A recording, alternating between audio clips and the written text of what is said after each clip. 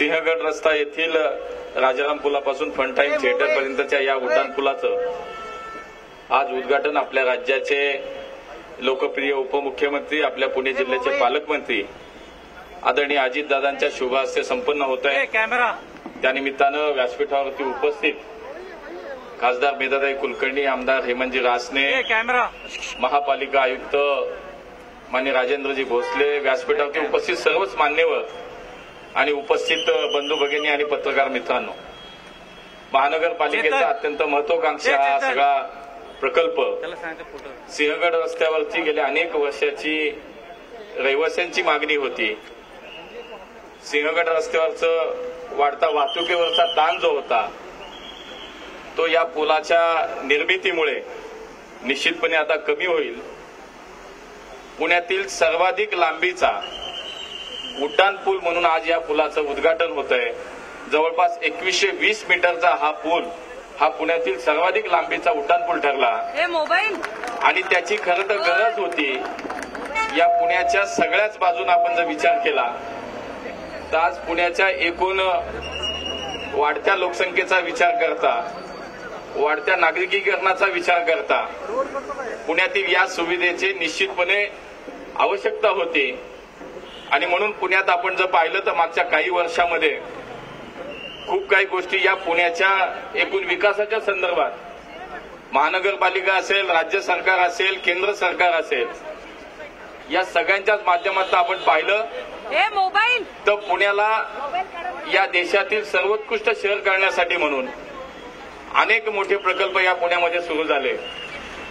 आज आपण पाहिलं की इतक्या वर्ष कागदावरची मेट्रो आज या पुण्यामध्ये सुरू झाली आणि देशाचे प्रधानमंत्री माननीय नरेंद्र मोदीजींच्या शुभ हस्ते ज्या मेट्रोचं भूमिपूजन झालं त्यांच्याच हस्ते, त्यांच्याच कार्यकालामध्ये या पुण्यातल्या मेट्रोचं उद्घाटन सुद्धा झालं आणि आज आपल्या पुण्यामध्ये 32 किलोमीटरपेक्षा अधिक लांबीची मेट्रो आज सुरू आहे।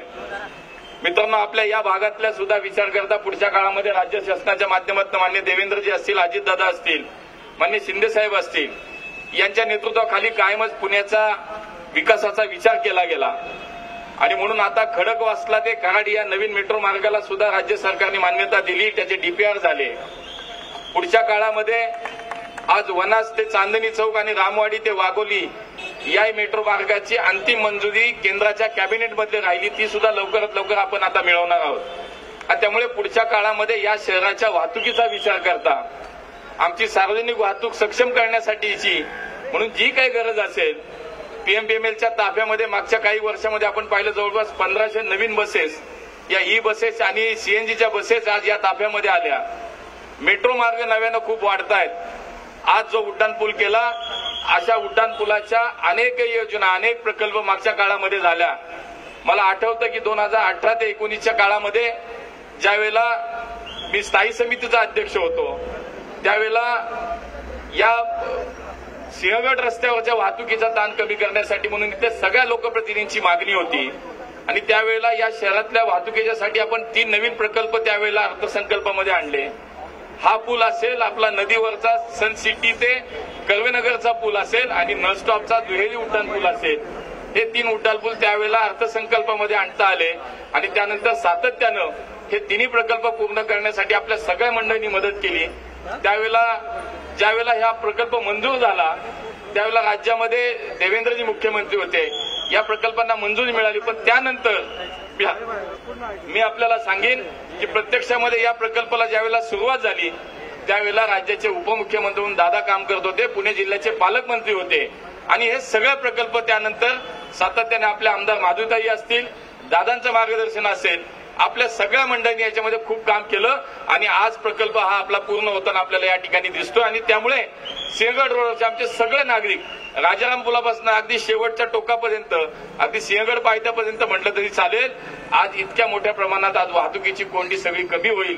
पुढच्या काही दिवसामध्ये जून महिन्यामध्ये तिकडचा जो वन वे आहे, जो पूल आहे, त्याचंही उद्घाटन होईल, त्याची सुरुवात होईल असं महानगरपालिका प्रशासनाने या ठिकाणी सांगितलं। आणि म्हणून आम्ही सगळेजण, महापालिका आज प्रशासक म्हणून आहे तिथं काम करते, राज्यामध्ये माननीय देवेंद्रजी असतील, दादा असतील, शिंदेसाहेब असतील, यांच्या नेतृत्वातलं सरकार आहे, केंद्रामधलं मोदीजींचं सरकार आहे, हे सगळे आम्ही कटिबद्ध आहोत या पुण्याच्या विकासासाठी, पुण्याच्या प्रगतीसाठी. आणि म्हणून आज पुण्याचं जर आपण पाहिलं तर कायापालट होतोय.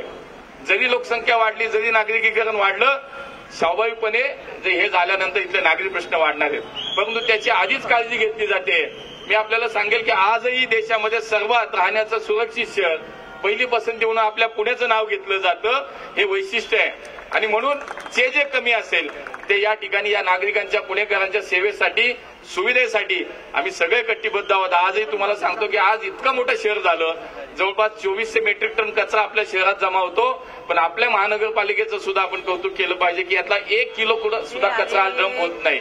100% कचऱ्यावरती प्रक्रिया राबवणारा जवळजवळ 60 लाख लोकसंख्या झालेलं आपलं शहर असताना सुद्धा इतके मोठे प्रकल्प आज शहरात. मी अधिक वेळ घेणार नाही, दादांनाही पुढे जायचंय आणि आपलाही वेळ फार घेणार नाही, पण एक चांगला आणि महत्वाकांक्षी प्रकल्प त्याचं आज लोकार्पण होतंय.